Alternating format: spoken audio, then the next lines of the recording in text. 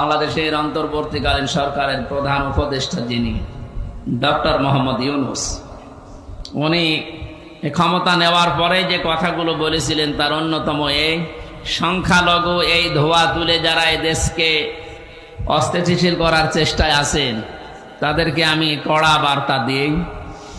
ভারতের বুকে মুসলমানেরা সংখ্যালঘু, ওরা যেমন নিরাপদে আছে এই দেশের সংখ্যালঘু ছাড়া ওরাও নিরাপদে থাকবে ওই রকম।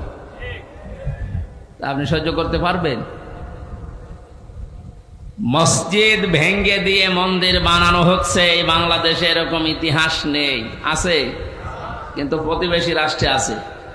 নামাজ পড়তে দাঁড়িয়েছে, নামাজের ভেতরে পেছন দিক থেকে লাথি মারছে, এইটাও দেখলাম।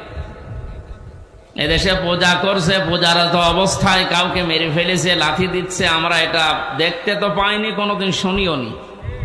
ষড়যন্ত্র এখনো থেমে নেই।